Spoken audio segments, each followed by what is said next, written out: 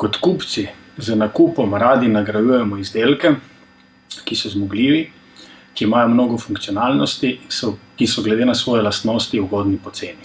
Pri kompleksnejših sistemih to nujno vodi v virtualni razvoj izdelkov, saj je zgolj v virtualnem okolju možno zelo učinkovito z ozirom na stroške in čas raziskati prostor, ki je zelo velik z ozirom na vse možne rešitve. Izjema niso tudi pogonski sistemi vozil, kjer je prav z elektrifikacijo pogonskih sistemov zelo narasla kompleksnost in prav zato virtualni razvoj zelo pomembno doprinaša k razvoju prihodnjih generacij pogonskih sistemov vozil.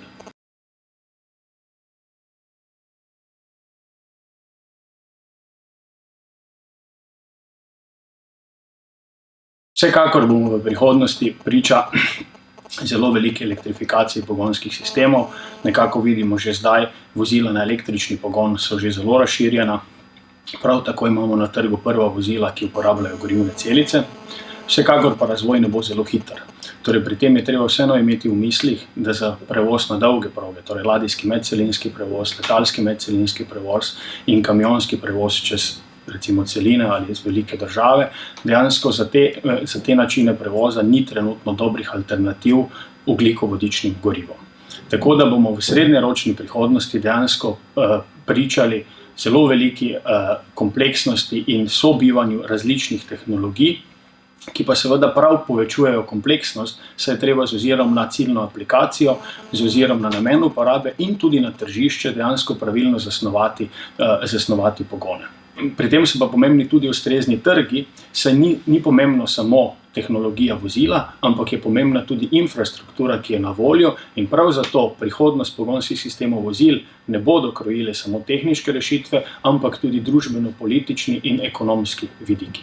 Vsekakor pa je elektromobilnost tista, ki bo v naslednjih letih doživela največji razmah, in prav zato se tudi v laboratoriju zelo učinkovito ali pa zelo intenzivno ukvarjamo z elektromobilnostjo.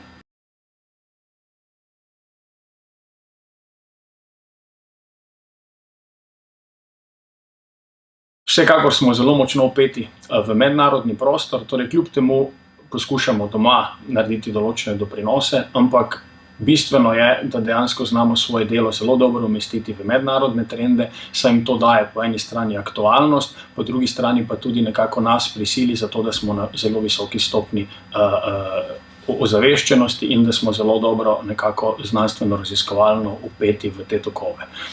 Torej, pomembno je pa tudi to, da dejansko v tujini dejansko ne sodelujemo samo kot nek partner, ampak dejansko, da si v tujini poskušamo zelo aktivno služiti denar. Torej, naše aktivnosti v tujini so dejansko tudi financirane z tujimi sredstvi.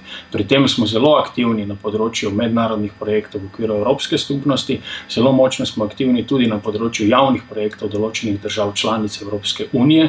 Prav posebej smo pa ponosni na zelo intenzivno sodelovanje z tujo industrijo, ki pri nas ne doprinaša zgolj majhen delček denarja, ampak prinaša zelo pomembna sredstva za razvoj laboratorija. In ta sredstva si dejansko služimo na zelo kompetitivnem evropskem trgu, kar tudi potrjuje našo zelo dobro znanstveno raziskovalno in tudi aplikativno naravnanost.